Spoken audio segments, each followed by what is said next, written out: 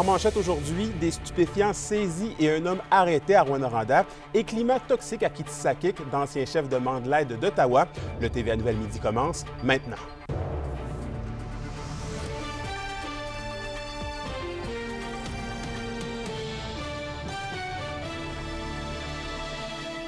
Bon midi, mesdames, messieurs, ici Anthony Dallaire et bienvenue au TVA Midi. On commence ce bulletin avec l'arrestation d'un homme de 52 ans à Rouyn-Noranda. Ce dernier a été intercepté hier soir par les policiers avec des stupéfiants à bord de sa voiture sur la route 117 dans le secteur de Macwaters. Environ 125 grammes de cocaïne, des médicaments sous ordonnance et près de 9 000 $ en argent canadien ont été saisis par les policiers.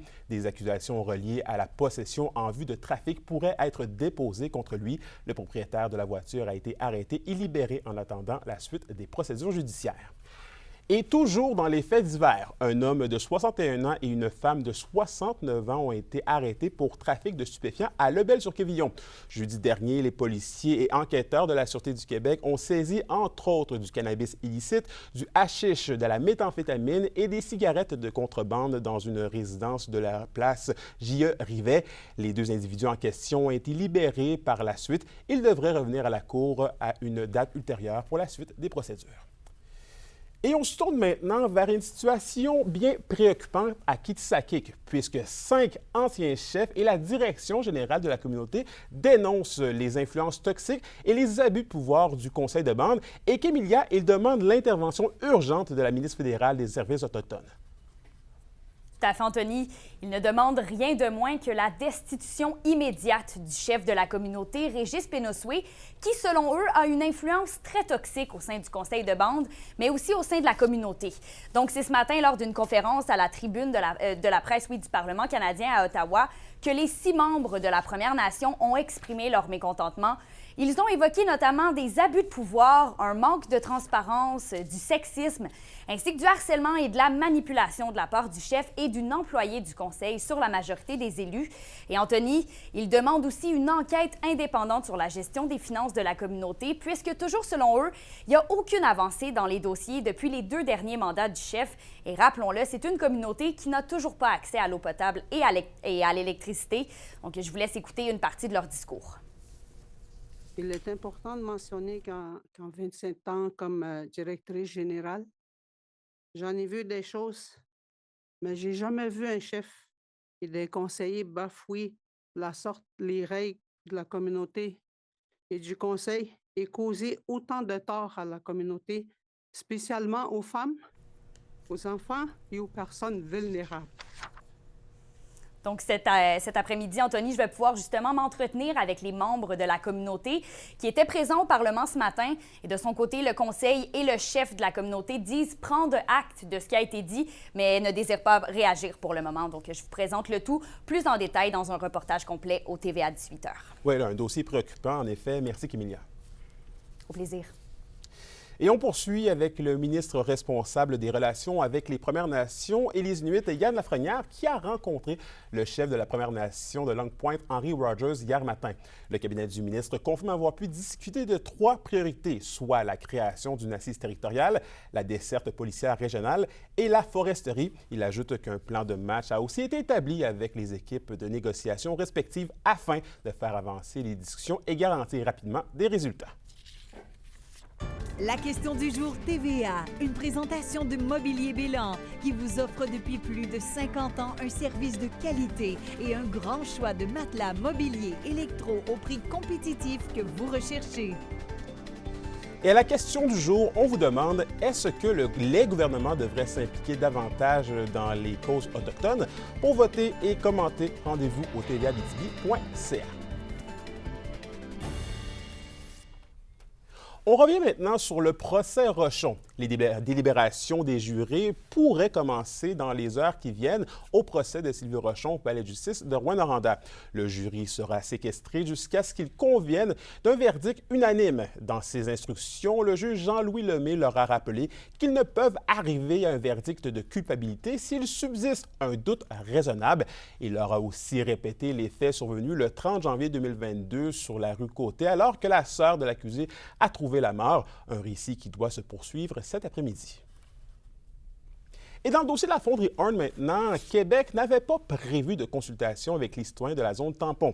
C'est du moins ce qu'avance la ville de Rouyn-Noranda qui a eu l'initiative et qui tenait à maintenir ces consultations.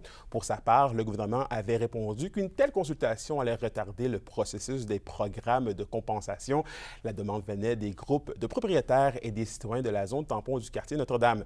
Des tables de propriétaires et de locataires vont être mises sur pied dans les prochaines semaines afin de faire suite à la consultation de samedi dernier.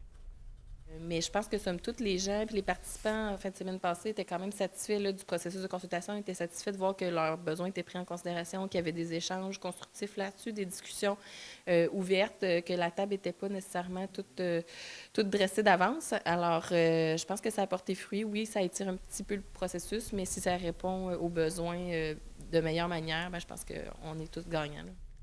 Par ailleurs, le ministre responsable de la région de l'Abitibi-Témiscamingue, Jean Boulet, et d'autres ministres reportent leur passage à Rouyn-Noranda, un passage qui était prévu cet après-midi en marge d'une importante annonce du gouvernement pour soutenir la ville dans le dossier de la fonderie Horn et de la zone tampon.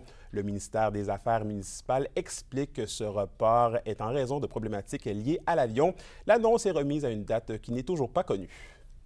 Et en santé maintenant, la Fondation Santé lance une campagne de financement et souhaite amasser 10 millions de dollars pour offrir à la région une maison d'hébergement en cancérologie à Rouyn-Noranda. Voici mon reportage. Soigner chez nous. Voilà le slogan de la campagne de financement de la Fondation Santé lancée aujourd'hui dans les futurs locaux de la Maison régionale d'hébergement en cancérologie. L'organisme veut amasser un total de 10 millions de dollars d'ici la fin de l'année. Je suis emballée, je suis vraiment plus motivée que jamais là, pour l'avancement de cette campagne. Située à Rouyn-Noranda, à moins de 800 mètres de l'hôpital, la maison devenait essentielle au vu de l'ouverture depuis 16 mois du Centre de radio-oncologie régionale.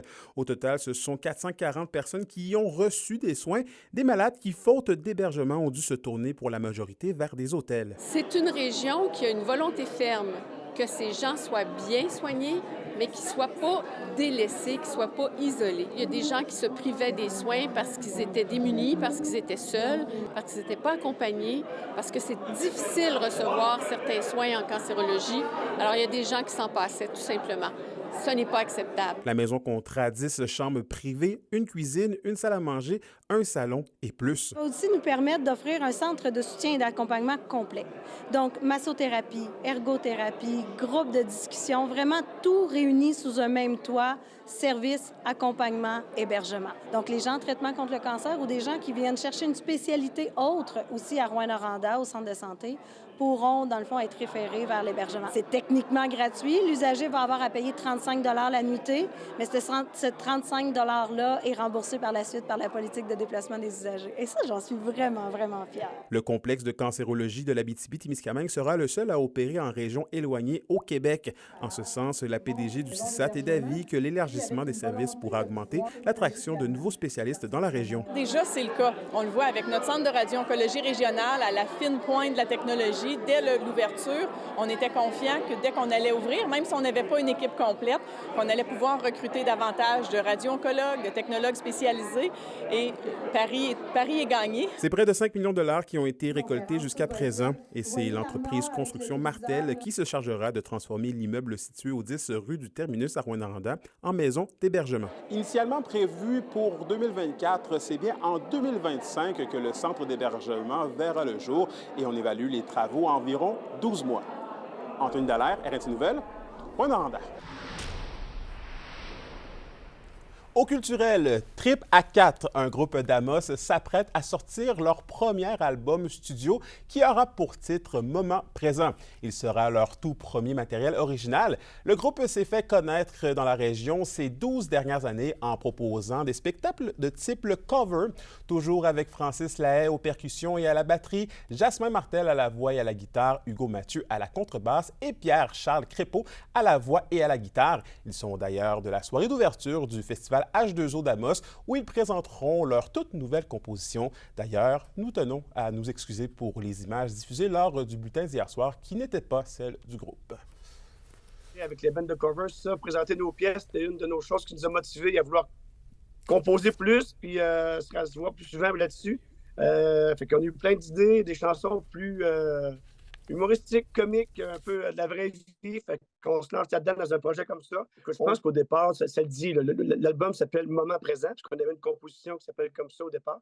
Puis c'est juste de profiter de la vie, puis qu'il reste quelque chose plus tard. Là. On n'a pas de grosses attentes, n'empêche. On ne cherche pas à faire le tour du monde, mais on veut juste avoir l'impression qu'il y a quelque chose qui va rester du groupe. Ça fait quand même 12 ans que ça existe. On veut de quoi qui va rester pour pouvoir marquer ça pour nos enfants, nos petits-enfants pour plus tard. C'est plus ça pour l'instant. Et au sport, malgré un bel effort collectif, eh bien, le parcours des Forestiers d'Amos en série de repêchage est officiellement terminé.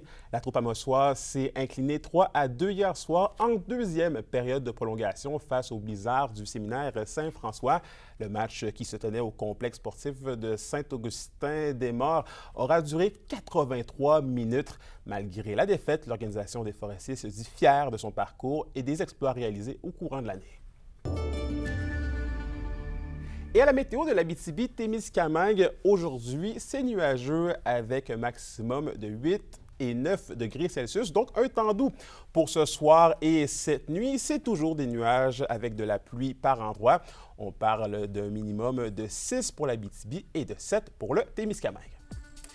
Et voilà, c'est complet pour ce midi. Merci d'avoir été des nôtres. On se retrouve dès ce soir à 17h58 pour votre rendez-vous d'information. D'ici là, je vous souhaite de passer une excellente journée.